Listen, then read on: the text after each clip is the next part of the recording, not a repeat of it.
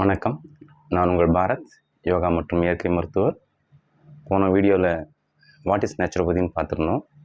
இந்த வீடியோவில் principles of naturopathy அப்படின்றத பார்க்கலாம். பிரின்சிபிள்ஸ் ஆஃப் நேச்சுரோபதின்றது ரொம்ப சிம்பிளான ஒரு 5 பாயிண்ட்ஸ். அதில் ஃபஸ்ட்டு பாயிண்ட் என்னென்னு பார்த்தீங்கன்னா, do no harm to your body. அது ஃபஸ்ட்டு பாயிண்ட்டு. இதில் do no harm to your body அப்படின்றது என்னென்னா, நம்முடைய உடலுக்கு தீங்கு விளைவிக்கக்கூடாது அப்படின்றது. தீங்கு விளைவிக்கக்கூடாதுன்னு கத்தி எடுத்து கட் பண்ணுறது அப்படிலாம் எதுவும் கிடையாது. பசி இல்லாமல் போய் நீங்கள் ஒரு ஹோட்டலில் உட்காந்து சாப்பிட்றீங்க, நான் வீட்டில் சாப்பிட்றீங்க அப்படின்னா அதுவே உங்கள் உடலுக்கு நீங்கள் பண்ணக்கூடிய தீங்கு. பேசிக்கான விஷயங்கள். இதில் நல்லா பசிக்கும் போது சாப்பிடாமல் வேலையை பார்த்துக்கிட்டே இருக்கணும்னு சொன்னால் அதுவும் உங்கள் உடலுக்கு நீங்கள் செய்யக்கூடிய தீங்கு. உடற்பயிற்சி இல்லாமலே இருந்துக்கிட்டு இருக்கீங்க. நம்முடைய ஹியூமன் நேச்சர் என்னென்னா ஆக்டிவாக இருந்துக்கிட்டு இருக்கணும். அப்படி ஆக்டிவாக இல்லாமல் ஸ்லக்கிஷ் எப்பவுமே நம்ம உட்காந்து சோஃபாவில் உட்காந்து டிவி பார்த்துன்னு உட்காந்து படுத்துக்கிட்டே இருக்கிறது, உடற்பயிற்சி இல்லாமல் இருக்கிறது, கேட்டால் ரொட்டீனாக நான் என் வேலையெல்லாம் செஞ்சுக்கிட்டு தான் இருக்கிறேன், அதுவே எனக்கு போதுமான உடற்பயிற்சி அப்படின்ற எண்ணம். ஏன்னா நம்ம உடற்பயிற்சின்னு சொல்லிட்டு ஒரு 20 நிமிஷம் 30 நிமிஷம் செய்யும் பொழுது தான் அது நமக்கு ஒரு பாசிட்டிவான எனர்ஜியாக மாற்றி கொடுக்கக்கூடியது. மற்றபடி அன்றாடம் நம்ம நிறைய நடந்துக்கிட்டு இருப்போம், நிறைய பளு தூக்கிக்கிட்டு வேலை செஞ்சுக்கிட்டு இருப்போம். அதெல்லாம் நம்ம உடல் ஒரு பளுவாக நினைக்கும், சரிங்களா? ஆனால் அதை நீங்கள் உடற்பயிற்சியும் செய்யும்போது அது பாசிட்டிவ் எக்ஸசைஸாக மாற்றிக்கும், பாசிட்டிவான விஷயமாக மாற்றிக்கும் உடலுக்கு. அது போன்ற விஷயங்கள். அதே போல் டைம் ஆச்சுன்னா டீ குடிக்கணும், காஃபி குடிக்கணும், ஆல்கஹால் எடுத்துக்கிறீங்க, ஸ்மோக் பண்ணுறீங்க, இது எல்லாமே உங்கள் உடலுக்கு நீங்கள் விளைவிக்கக்கூடிய கேடுகள், நமக்கு நாமே செய்யக்கூடிய தீங்குகள், நம்ம உடலுக்கு நாம் செய்யக்கூடிய தீங்குகள்.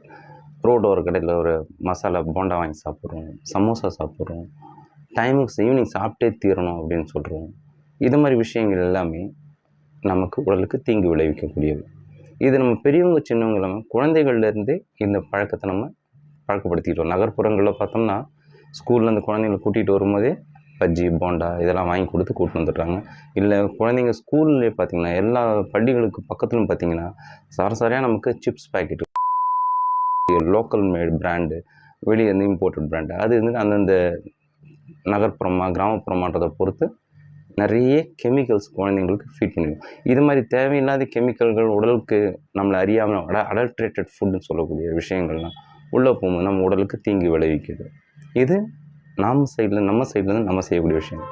இது abnormal composition of blood and lymph அப்படின்னு சொல்லுவாங்க. அதாவது சரியான விகிதம் இல்லாமல் ரத்தமும் நிணநீரும் நம்முடைய உடலுக்கு ஆக்சுவலாக வைட்டல் ஃப்ளூயிட்ஸ் சொல்லுவாங்க. பிளட் அண்ட் லிம்ஃப் நம்முடைய பாடியில் இருக்கக்கூடிய வைட்டல் ஃப்ளூயிட்ஸ்.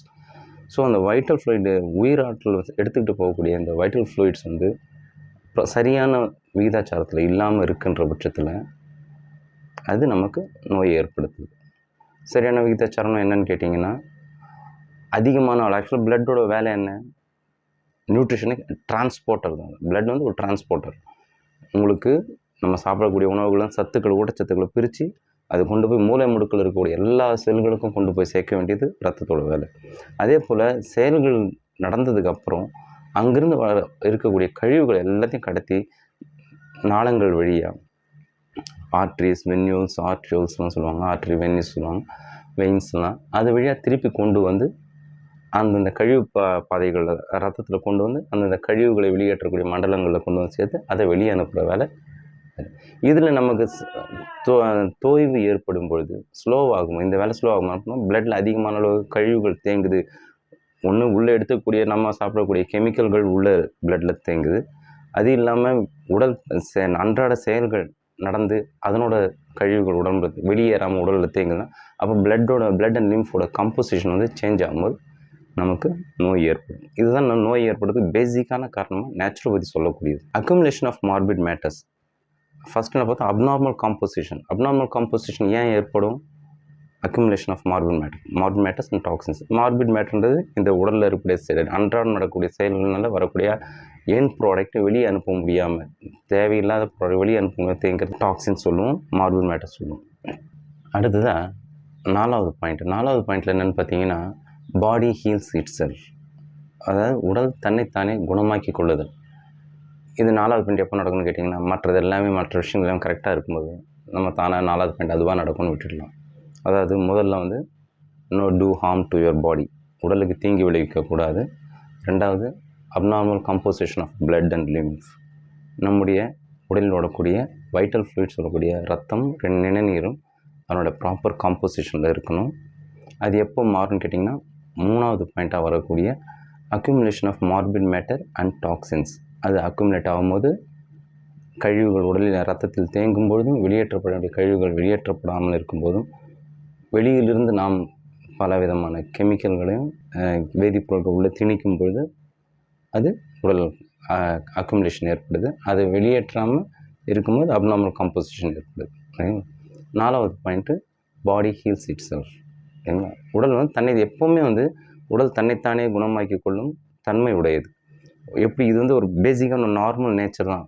ஒரு பூ பூக்குது, காய் வருது, அதில் அது கனியுதுன்னா அதே மாதிரி தான். ஒரு உடல் அடிபட்டுது, ஒரு ஃப்ராக்சரே ஆச்சுன்னா கூட அது தானாகவே ஹீல் ஆகிடணும் முறை பிரகாரம் பார்த்தா. ஆனால் ஃப்ராக்சர்னால் நம்ம அசைக்காமல் வச்சுருக்கணும், அசைவுகள் இல்லாமல் வச்சுருந்தா தான் ஹீல் ஆகும். ஃப்ராக்சர் ஆகிடுச்சுன்னா அப்படியே சுற்றிக்கிட்டு இருக்கேன், கையாட்டி சுற்றிக்கிட்டு இருப்பேன்னா அது ஹீல் ஆகாது. சரிங்களா? நீங்கள் ஒரு எலும்பு உடஞ்சதுன்னா என்ன ஆகும்னு பார்த்தீங்கன்னா, உடஞ்சி பார்ட்டும் வளரும், இந்த பக்கம் இருக்கக்கூடிய பார்ட்டும் தொடர்ந்து வளர்ந்துக்கிட்டே இருக்கும், திரும்பி எலும்பு கூடிடும். அதுதான் எலும்பு கூடுற முறை, அதுதான் பார்த்தீங்கன்னா. ஸோ இந்த ப்ரொசீஜர்ஸ் நேச்சுரலாகவே நடக்கக்கூடியது. நம்ம செய்ய வேண்டியது அசையாமல் பார்த்துக்கூடிய. இது மாதிரி பாடியில் இருக்கக்கூடிய எல்லா கழிவுகள் உடம்புல அதிகமாச்சா உடம்பு உடனே என்ன ஆக்ஷன் எடுக்கும், ஸ்டெப்ஸ் எடுக்கும். உங்களுக்கு உடம்புல கழிவுகள் அதிகமாகி இந்த கழிவுகளை வெளியே அனுப்புறதுக்கு ஆக்ஷன் எடுக்கும், வெளியே அனுப்பும். நம்ம அதுக்கெல்லாம் வாய்ப்பு கொடுக்கணும். வாய்ப்பு கொடுக்காம விட்டுட்டோம்னா அதுதான் நமக்கு நோயாக ஏற்படுது. பேசிக்கலாக நோயின்றதை பற்றி நேச்சுரோபதியோட பிரின்சிபலும் மாடர்ன் பிரின்சிபல்ஸும் பார்த்திங்கன்னா ரொம்ப டிஃபர் ஆகும். நம்ம என்ன சொல்கிறோம், கிளென்லினஸ், அதாவது சுத்தம் சுகம் தரும் அப்படின்னு சொல்கிறோம். கிளென்லினஸ் இஸ் ஹெல்த் அப்படின்னு சொல்கிறோம். நம்ம ஸ்வச் பாரத்லாம் ரெடி பண்ணோம், இந்தியா ஃபுல்லாக ஸ்வச் பாரத்லாம் ப்ராபகேட் பண்ணாங்க, தொடர்ந்து பண்ணிக்கிட்டு இருக்காங்க. கிளென்லினஸ் எங்கேருந்து வரணும்னா நம்ம வீட்டிலேருந்து வரணும். கிளென்லினஸ் நம்ம வீட்டிலேருந்து வரணும்னு சொல்கிறோம். வீடு சுத்தமாக இருந்தால் தெரு சுத்தமாக இருக்கும், தெரு சுத்தமாக இருந்தால் ஊரே சுத்தமாக இருக்கும், ஊரே சுத்தமாக இருந்தால் நாடே சுத்தமாக இருக்கும். அந்த கிளென்லினஸ் இதை வெளியே நம்ம அப்ளை பண்ணுற விஷயங்களை நம்ம உடம்புக்குள்ளே நம்ம அப்ளை பண்ணுறதில்ல. ரத்தம் சுத்தமாக இருக்கணும், எண்ணெய் சுத்தமாக இருக்கணும், உடல் உள்ளே போயிட்டு வெளியே வரக்கூடிய காற்று சுத்தமாக இருக்கணும். இதை மாதிரி விஷயங்கள் சுத்தமாக இருந்ததுன்னா நோயே வராது. ஆனால் நம்ம இந்த விஷயங்களை அப்ளை பண்ண வேண்டிய விஷயங்களை வெளியே மட்டும் அப்ளை பண்ணிவிட்டு வீட்டில் சுத்தம் க்ளீனாக பெருகி என்ன பண்ண எதுவுமே குப்பைகளை வெளியே கூட்டிகிட்டு வந்துடும். துப்புரவு தொழிலாளர் அவங்க அதை கொண்டு போய் டிஸ்போஸ் பண்ணுறாங்க. ஸோ இதில் எங்கே லேகிங் ஏற்பட்டாலும் நோய் வரும். அதே மாதிரி தான் கழிவுகள் உடலில் தேங்கும் பொழுது கண்டிப்பாக நோய் வரும். சரிங்களா? இதில் நேச்சுரோபதியோட பிரின்சிபல் என்னென்னு பார்த்தீங்கன்னா, கழிவுகளை வெளியே அனுப்பிட்டிங்கன்னா தானாகவே உடல் இந்த பாடி ஹீல்ஸ் இட் செல்ஃப்ன்ற அந்த ப்ராசஸ் ஸ்டார்ட் ஆகிடும், தானாகவே குணமாகிடும். அது எப்பவுமே முயற்சி பண்ணிக்கிட்டே தான் இருக்கும், கழிவுகள் வெளியே அனுப்புறதுக்கு முயற்சி பண்ணிக்கிட்டே தான் இருக்கும். ஆனால் நம்ம அந்த முயற்சிகள் எல்லாம் ஒவ்வொரு முயற்சியும் நம்ம தடை ஏற்படுத்தும் போது ஒரு கோல்டு ஆகுது, டஸ்ட் உள்ளே போச்சு, நிறைய பேர் சொல்லுவோம் டஸ்ட் அலர்ஜி சொல்லுவோம். ஒரு கோல்டு ஆகுது, டஸ்ட் உள்ளே போனோன்னே பாடி ஒன்று ரியாக்ட் பண்ணி இப்போ வெளியே உள்ள ஃபாரின் பாடி உள்ளே வந்துருக்கு, அதை உடனே வெளியே அனுப்பி சொல்லிட்டு உடனே ரொம்ப ஃபோர்ஸாக தும்மலை க்ரியேட் பண்ணுது, நம்ம அச்சுன்னு தும்முறோம். அப்புறம் பார்த்தா மூக்கில் தண்ணியாக கூட்டுது, ரொம்ப கஷ்டமாக இருக்குது. நம்ம என்ன பண்ணுறோம், அது தும்மனை உடனே போய் கடகணும் மெடிக்கல் ஷாப்பில் போய் எப்போ எனக்கு ஏதாச்சும் மருந்து மாத்திரையை கொடு, ஒரே தும்மலாக இருக்கும் சொல்லி அப்படியே வாங்கி போட்டுக்கிட்டு அந்த தும்மலை நிறுத்திடுறோம். ஸோ இது தப்பு. இது மாதிரி செய்கிறதுனால என்ன ஆகும்னா, உங்களுடைய உடல் உள்ளே போன டஸ்ட்டை வெளியே அனுப்புறதுக்கு உடல் ஒரு முயற்சியை ஸ்டார்ட் தொடங்குச்சு. நம்ம என்ன பண்ணிட்டோம்னா அதை அப்படியே தடுத்து நிறுத்திட்டோம். இந்த வேலை நடக்க வேணாம்பா, தும்மாது. நம்மளுக்கு என்ன பிரச்சனை, தும்முறது தான் பிரச்சனை. உள்ளே போன டஸ்ட்டு வெளியே போதா இல்லைன்ற பிரச்சனை கிடையாது. ஒரு ஒத்துக்காத உணவு ஹோட்டலில் போய் சாப்பிட்றோம், சாப்பிட்ட அப்புறம் நமக்கு அப்போயே தெரிஞ்சு ஆனால் இது சாப்பாடு ஒத்துக்கல போல இருக்குன்னு சொல்லிட்டு வீட்டுக்கு வரும்போதே கொஞ்சம் டிஸ்கம்ஃபர்ட்லாம் இருக்கும், கொஞ்சம் கஷ்டங்கள்லாம் இருக்கும். அதுக்கப்புறம் நீங்கள் கொஞ்சம் கொஞ்சமாக உங்களுக்கு நாசியாக வரும், வாமிட்டிங், நைட்டு தூங்க முடியாது, கஷ்டமாக இருக்கும், நைட்டெல்லாம் ஒரு வாந்தியாக இருக்கும். உடம்பு என்ன பண்ணுது, நீங்கள் உள்ளே போன இன்ஃபெக்டட் ஃபுட்டு நீங்கள் உள்ளே போச்சு உணவு, அது உடம்பு வெளியே அனுப்புறதுக்கு உடனே ஆக்ஷன் எடுத்து உடனே வெளியே அனுப்புவோம். நம்ம உடனே போய் பார்த்து எப்போ ஒரே வாந்தியாக வருது, எனக்கு மாத்திரையை கொடுத்து மாத்திரை கொடுங்க, வாந்தியை நிறுத்துங்கன்னு சொல்லுவோம். மாத்திரையை போட்டோன்னா டக்குன்னு வாந்தி உங்களுக்கு கஷ்டப்பட்டு வாந்தியை நிறுத்திடும். உடம்பு என்ன பண்ணும், அது எடுத்த முயற்சி வெளியே அனுப்பணும்னு நினச்ச முயற்சி உங்களுக்கு அது டிஸ்கம்ஃபர்ட்டாக இருக்குது வெளியே, அதுக்காக நீங்கள் உடனே நிறுத்திட்டீங்க, வாமிட்டிங் நிறுத்திட்டீங்க. ஏன்னா அடுத்த நேரம் டைஜஷன் ப்ராசஸ் உள்ளே போயிடும். நம்ம செய்யக்கூடிய ஒரே ஒரு விஷயம் வாய் வழியாக உள்ளே போடுறது, மென்று முழுங்கிறது மட்டும்தான் நம்ம செய்யுது. மீதி இருக்கக்கூடிய எந்த விஷயம் நம்ம கண்ட்ரோல் கிடையாது. அதுவாக உள்ளே மூவ் பண்ணி போனோம்னாலும் நேச்சர் தான் உள்ளே கொண்டு போகணும். ஓகேங்களா? அதனோட பெரிஸ்டால்டிக் மூவ்மெண்ட் அது எங்கேயாச்சும் ஃபெயில் ஆச்சுன்னா சாப்பாடு சாப்பிட்டா உள்ளே இறங்க மாட்டேங்குது, அப்படியே நிற்குதுன்னு சொல்லிக்கிட்டு இருப்போம் நம்ம. அப்புறம் உங்களுக்கு ஸ்டமக்கில் உள்ளே போயிட்டு அங்கே டைஜஷன் ப்ராசஸ் ப்ராப்பராக கேஸ்ட்ரிக் ஜூஸ்லாம் செக்ரேட் ஆகிட்டு அது ஃபுல்லாகவே டைஜஷன் ஆச்சு. அப்படி டைஜஸ்ட் ஆகிற ஃபுட்டு கொஞ்சம் அப்படி திரும்பி மேலே கொஞ்சம் வந்து இங்கேருந்து மேலே கொஞ்சம் பம்ப் ஆச்சுன்னா ஒரே நெஞ்சு எரிச்சலாக இருக்குது, தாங்க முடியல நம்மளால் அப்படின்னு சொல்லுவோம். ஸோ இதில் சாப்பிட்றது மட்டும்தான் நம்ம வேலை. மீதி இருக்கக்கூடிய எல்லா வேலையும் பல லட்சக்கணக்கான செல்களும் ஆக்ஷன்ஸும் அதனோட ஸ்டிமுலஸும் சேர்ந்து வேலை செய்யக்கூடிய விஷயங்கள்.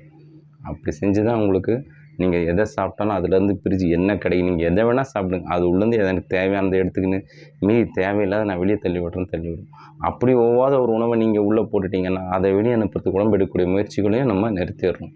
அப்படி வாமிட்டிங் நிறுத்தினா என்ன ஆகும், அடுத்து டைஜஷன் ஃபுல்லாக ஸ்டமக் அப்செட்டாக இருக்கும், ஃபுல்லாக லூஸ் மோஷன் ஆகும், டயரியா ஆகுது, வயிற்றால் போகிற இந்த பிரச்சனை தான் இருக்கும்.